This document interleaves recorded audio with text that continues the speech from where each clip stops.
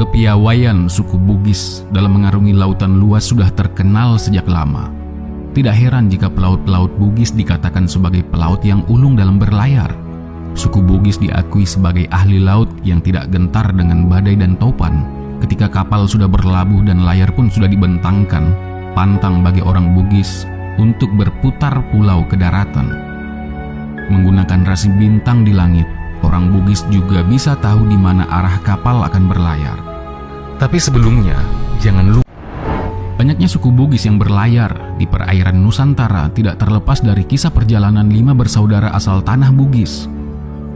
5 bersaudara tersebut merupakan anak dari Opu Tenriborong Daeng Rileke yang masih memiliki hubungan dengan kerajaan Luwu di Sulawesi Selatan. Opu Daeng Perani adalah anak yang paling tua, kemudian Opu Daeng Menambun, Opu Daeng Marewa, Opu Daeng Celak, dan anak yang paling bungsu adalah Opu Daeng Kemasi. Kelima bersaudara tersebut terkenal sebagai pelaut yang pemberani dan bijaksana. Dalam perantauannya mereka banyak membantu kerajaan-kerajaan yang sedang mengalami kesulitan atau peperangan, baik itu merupakan perang saudara ataupun diserang oleh kerajaan lain.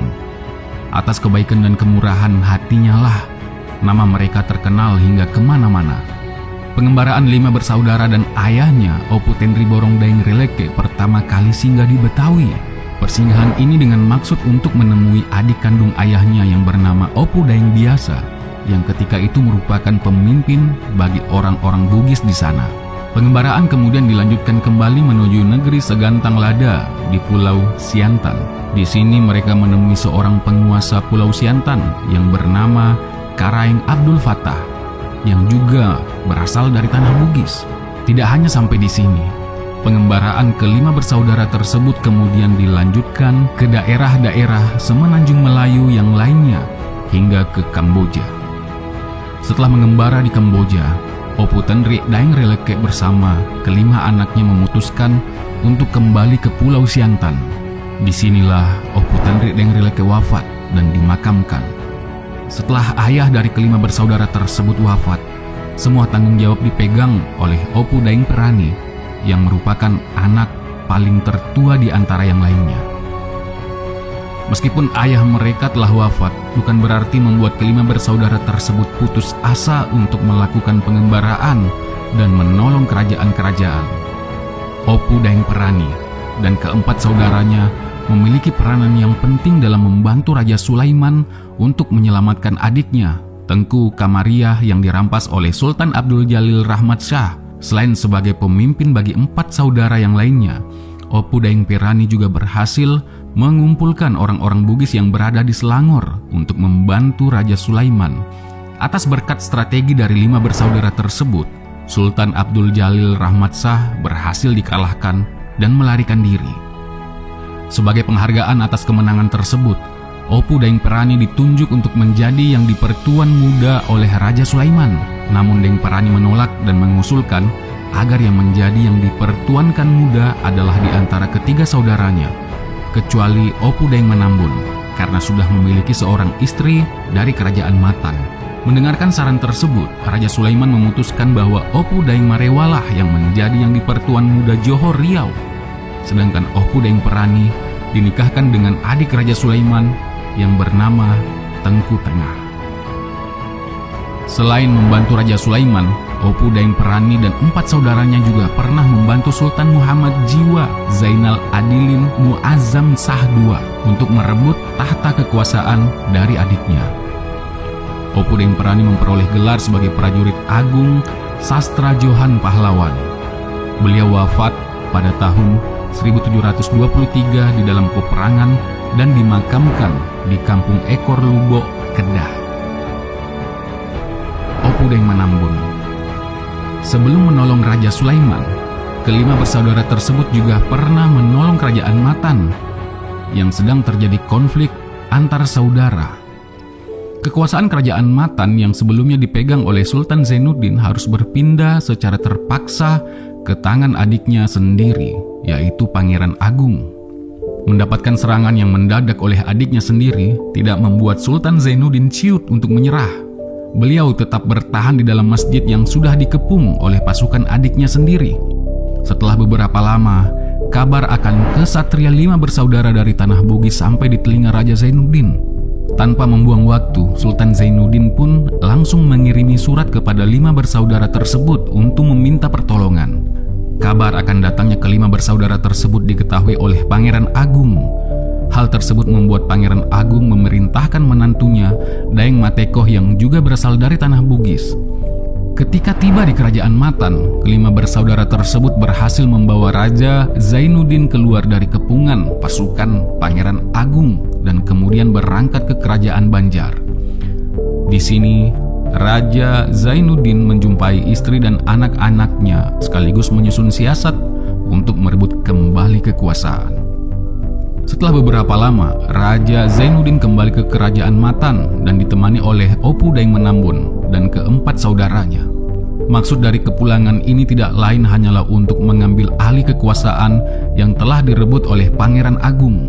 Mengetahui hal tersebut, Pangeran Agung mengerahkan pasukan Matan, Tuan Haji Hafiz dan Daeng Maketoh untuk menghalau kedatangan Raja Zainuddin.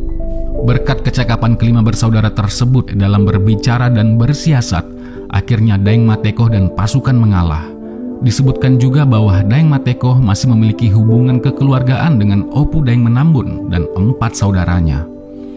Setelah kejadian tersebut, Daeng Matekoh kemudian dilarikan ke Siak dengan menggunakan kapal ke-5 saudara tersebut.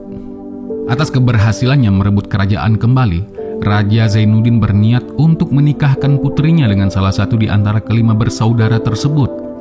Disinilah Opu Daeng Menambun memperoleh seorang istri yang bernama Putri Kesumba dan memperoleh gelar Pangeran Mas Surya Negara.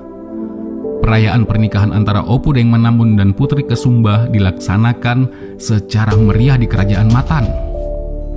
Setelah beberapa lama pernikahan, Opu Daeng Menambun meminta izin kepada Raja Zainuddin dan istrinya untuk mengikuti rombongan saudaranya yang akan menolong Raja Sulaiman.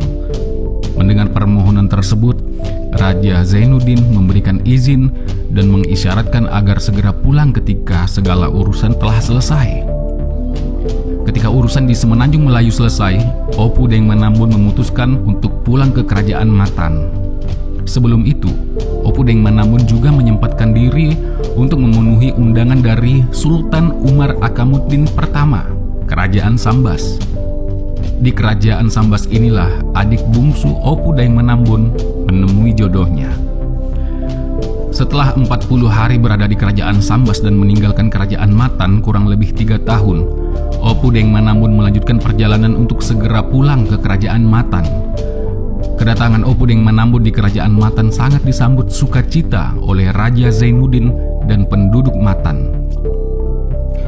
Mengingat usia Sultan Zainuddin yang sudah semakin tua, diputuskanlah untuk segera mencari siapa penerus selanjutnya. Dalam perundingan yang dilakukan, diputuskanlah bahwa yang menjadi raja selanjutnya adalah Pangeran Mangkurat yang merupakan putra dari Sultan Zainuddin. Sedangkan Opu Daeng Menambun dianjurkan untuk berlayar ke Senggau atau hulu Sungai Mempawah, tempat asal mula istri Sultan Zainuddin, Mas Indrawati. Berangkatlah Opu Daeng Menambun beserta istrinya, mertua, nenek dan pengikutnya menuju ke Mempawah dengan menggunakan 40 buah perahu. Disinilah Opu Daeng Menambun menjadi seorang raja dan memimpin kerajaan Mempawah yang dipusatkan di Sebukit Rama. Di bawah kepemimpinan beliau, berbagai suku dan agama hidup berdampingan dengan harmonis dan damai. Di masa kepemimpinan beliaulah datang seorang guru agama Islam terkenal bernama Sayyid Habib Hussein Al-Qadri yang membuat agama Islam semakin berkembang di Mempawah. Opu Daeng Menambun wafat pada tahun 1761 dan dimakamkan di Sebukit Rama. Untuk memperingati kedatangan beliau di Mempawah, setiap hari Rabu terakhir di bulan Safar selalu diadakan tradisi robo-robo. Opu Daeng Marewah. Seperti yang diketahui, Opu Daeng Marewah bersama 4 saudaranya telah berhasil membantu kerajaan-kerajaan yang membutuhkan pertolongan.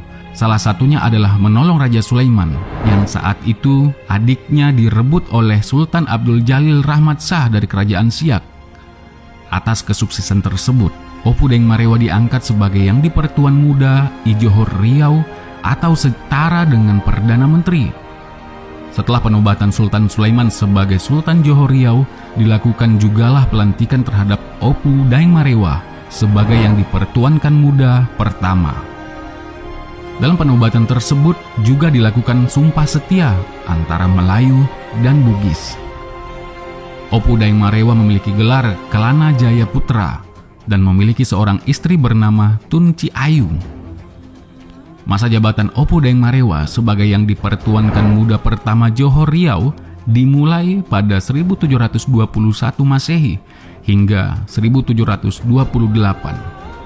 Pada tahun 1728, Opu Daeng Marewa wafat ketika melakukan inspeksi ke Pulau Pitung dan dimakamkan di Kota Rebah, Kepulauan Riau.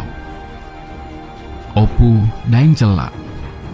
Seperti 4 saudara lainnya, Opu Daeng Chelak juga memiliki peran dalam membantu Sultan Sulaiman atas keberhasilan beliau dan 4 saudaranya dalam menyelamatkan adik Sultan Sulaiman. Beliau dinikahkan dengan adik Sultan Sulaiman yang bernama Tengku Manda. Setelah Opu Daeng Marewa wafat, Opu Daeng Chelak diangkat menjadi yang dipertuankan muda kedua Johor Riau.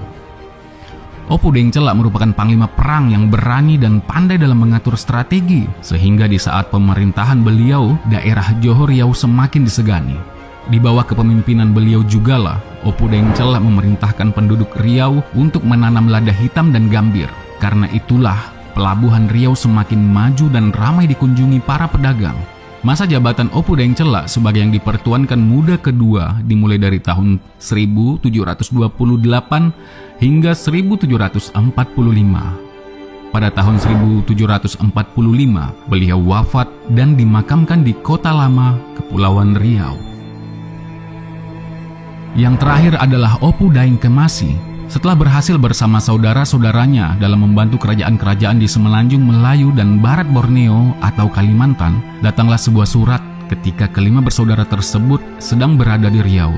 Surat tersebut berasal dari Sultan Umar Akamuddin pertama yang merupakan Sultan Kerajaan Sambas.